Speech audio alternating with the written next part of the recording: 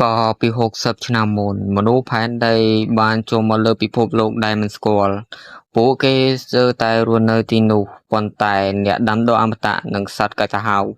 គឺជាម្ចាស់នៃពិភពលោកនេះមនុស្សផែនដីក៏ខ្លាចជាសត្វប្រមាញ់របស់ពួកគេសួស្តីអ្នកទាំងអស់គ្នាខ្ញុំបាទ Boy KA សម្រាប់ពេលនេះខ្ញុំលើកយក anime មួយដែលមានចំណងជើងថា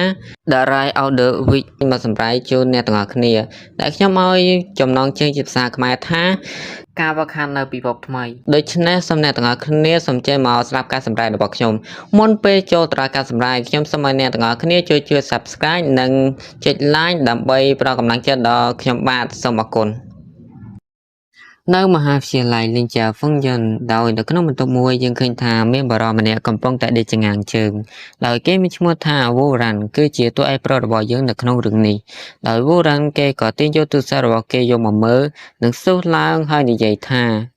ខ្ញុំនៅតែមិនយល់ពីប្រលឹងបរិសុទ្ធតតែសោះតើខ្ញុំពិតជាមនុស្សល្ងងមែនទេនៅពេលនោះក៏មានមនុស្សស្រីម្នាក់ចូលទៅកាន់បន្ទប់របស់វូរ៉ាន់ដោយនាងមានឈ្មោះថាថាំងធៀនដោយកញ្ញាតាំងធានបាននិយាយទៅកាន់វូរ៉ាន់ថាតើអ្នកមិនអីទេវូរ៉ាន់ក៏តបទៅកាន់កញ្ញាតាំងធានវិញថាអ្នកស្រីថាំងអ្នកចូលបន្ទប់របស់ខ្ញុំដោយគ្មានការអនុញ្ញាតម្ដងទៀតហើយកញ្ញាតាំងធានក៏តបទៅកាន់វូរ៉ាន់វិញថាខ្ញុំគ្រាន់តែមករំលឹកអ្នកប៉ុណ្ណោះមានថ្នាលរៀងកៅលម្អក្របថ្នាលរបស់ខ្ញុំនៅព្រឹកនេះហើយនាងក៏ប្រាំកុំឲ្យតួប្រុសរបស់យើងខកខានពេកឯសោះវូរ៉ាន់ក៏ប្រាប់ទៅកញ្ញាតាំងធានថាខ្លួនគេត្រៀមនឹងត្រូវបណ្ដេញចេញពីសាលារៀនហើយទោះចូលរៀនក៏គ្មានប្រយោជន៍ដែរកញ្ញាតាំងធានក៏តបទៅកាន់វូរ៉ាន់វិញថា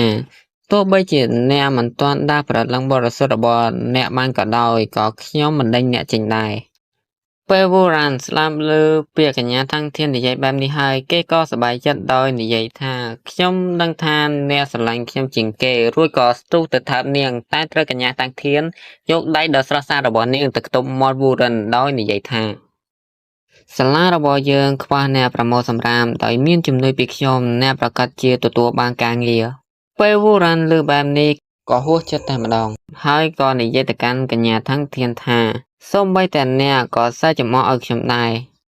វូរ៉ាន់ក៏និយាយទៅកាន់កញ្ញាតាំងធានថាគេចង់ស្លាប់ប៉ុន្តែកញ្ញាតាំងធានក៏តបទៅកាន់គេវិញថាមានរឿងជាច្រើនដែលធ្វើឲ្យអ្នកចង់ស្លាប់អ្នកនឹងសាំនឹងវាដោយកញ្ញាតាំងធាននិយាយទៅកាន់វូរ៉ាន់ទៀតថាឲ្យវូរ៉ាន់ចូលរួមមកកាន់ថ្នាក់ចម្រាញ់ថ្នាំរបស់នាងដោយកុំឲ្យគេភ្លេចអីសោះសាច់រឿងក៏កាត់មកមើលនៅក្នុងថ្នាក់រៀនមួយនៅក្នុងសាលាដោយនៅក្នុងបន្ទប់មានបារម្ភម្នាក់ដែលអេដមីនអត់ទាន់ស្គាល់ឈ្មោះសូមហៅគេថាប្រុសសក់លឿងដោយប្រុសសក់លឿងបាននិយាយទៅកាន់វូរ៉ាន់តាក់ទងអំពីកញ្ញាតាំងធានថានាងមើលទៅស្រស់ស្អាតជាងរាល់ដងប៉ុន្តែវូរ៉ាន់ក៏តបទៅកាន់ប្រុសសក់លឿងវិញថានាងតែងតែមើលទៅស្រស់ស្អាតប៉ុន្តែវាជាការប្រសើរជាងប្រសិនបើនាងមិនចូលទៅក្នុងបន្ទប់របស់ក្មេងប្រុសម្ដងទៀតប្រុសសក់លឿងក៏សួរទៅកាន់វូរ៉ាន់ថាក្មេងប្រុសស្អីគេនៅពេលនោះកញ្ញាតាំងធានក៏ហៅវូរ៉ាន់ឲ្យគេឡើងធ្វើការចម្រាញ់ថ្នាំហើយវូរ៉ាន់នៅពេលដែលគេឈរនៅចំពោះមុខចក្រានថ្នាំគេក៏កាត់សិនជាមួយផ្លែតបន្ទាប់មកគេក៏ចាប់ផ្ដើមបញ្ចេញក្បាច់ក្នុងការចម្រាញ់ថ្នាំពេលដែលគេចាប់ផ្ដើមចង្កេះថ្នាំក៏ចាប់ផ្ដើមបញ្ចេញផ្សែងខណៈពេលនោះដែលសារ៉ែនសាលាក៏ចាប់ផ្ដើមបន្លឺឡើងដែលប្រកាសអាសន្នដល់សិស្សទាំងអស់គ្នាឲ្យបានដឹង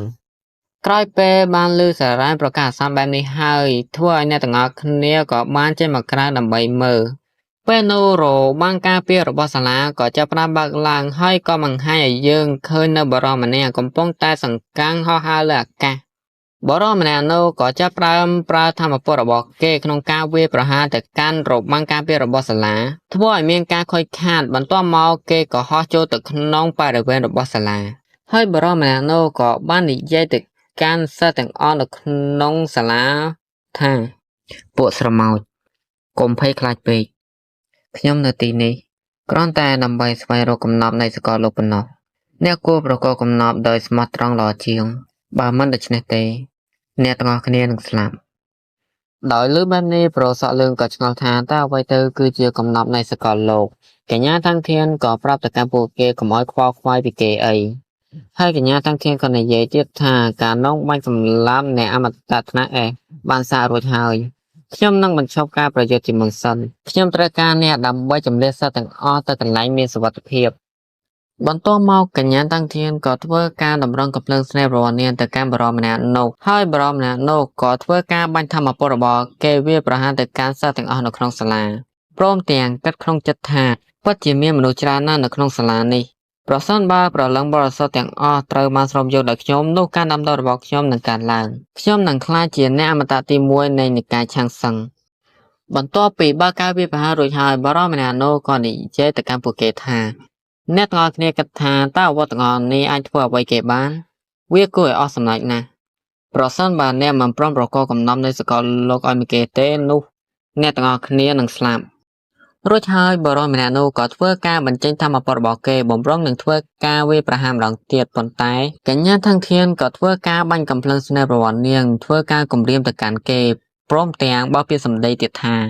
នេះជាលេសមិនសមហេតុផលប្រសិនបើអ្នកចង់ស្រូបព្រលឹងបរិសុទ្ធរបស់យើងខ្ញុំនឹងសម្លាប់អ្នក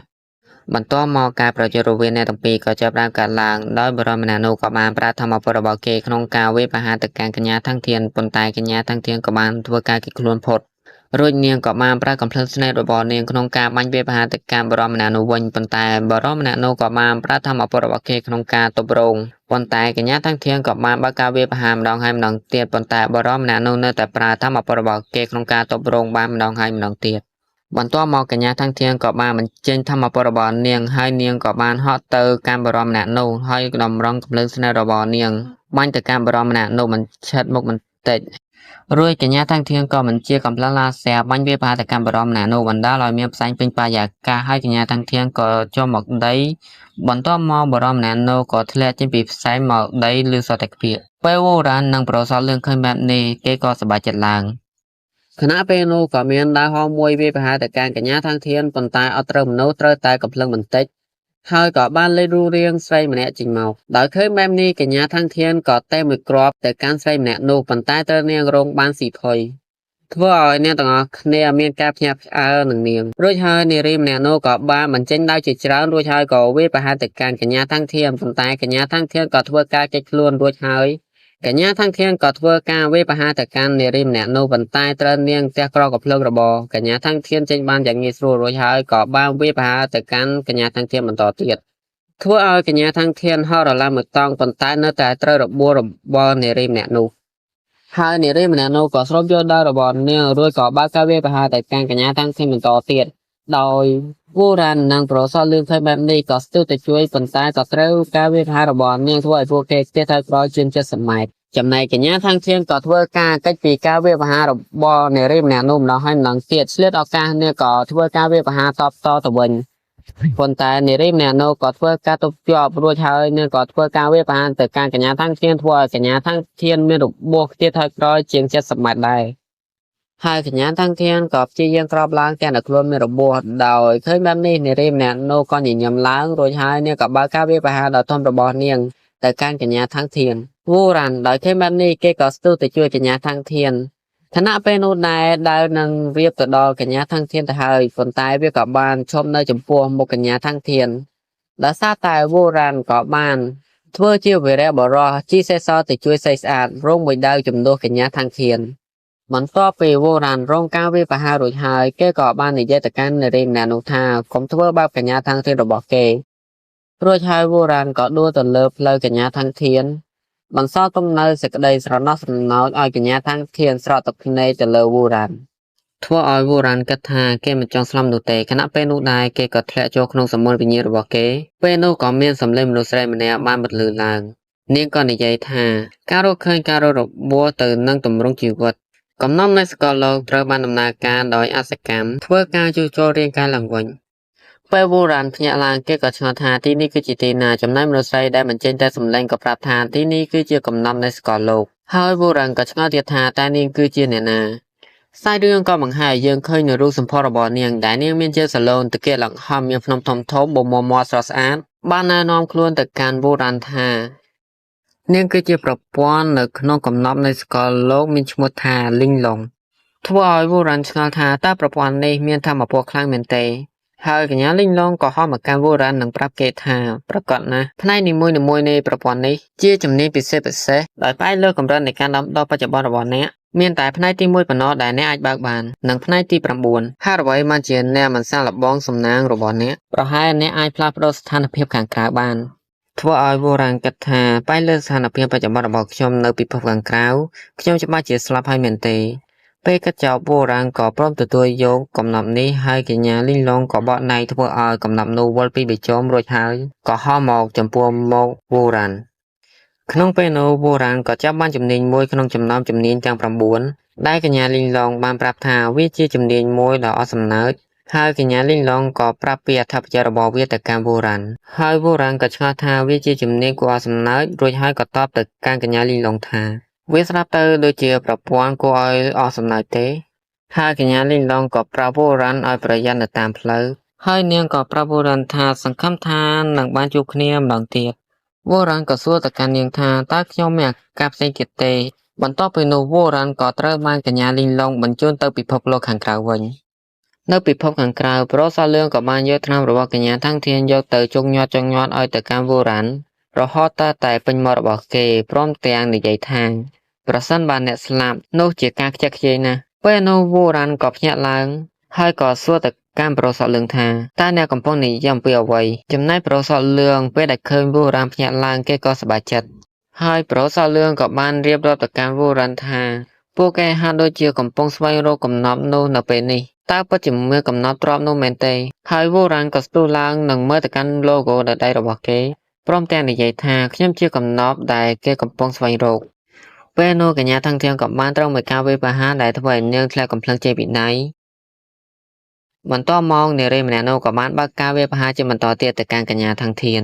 ហើយវូរ៉ាន់ក៏បានស្ទុះទៅជួយកញ្ញាទាំងធានព្រមទាំងបីតកងកញ្ញាទាំងធាននិងយកម្រាមពីតែប៉ុណ្ណោះទៅទប់នឹងការវាយប្រហាររបស់នារីម្នាក់នោះពេលនាងឃើញបែបនេះហើយក៏បើកការវាយប្រហារទៅកាន់អ្នកទាំងពីរម្ដងទៀតប៉ុន្តែខណៈពេលនោះដែរសាច់រឿងក៏ស្លេះតែប៉ុណ្នេះអរគុណអ្នកទាំងអស់គ្នាដែលបានចូលស្ដាប់ការសម្រាប់របស់ខ្ញុំរកកុំមកឆ្លងទាំងឡាយណាដែលខ្ញុំបានប្រកាសឡើងដោយចេតនាសូមអ្នកទាំងអស់គ្នាមេត្តាអភ័យទោសយើងនឹងជួបគ្នាក្នុងវីដេអូក្រោយបន្តទៀតសូមជម្រាបសួរអញ្ចឹង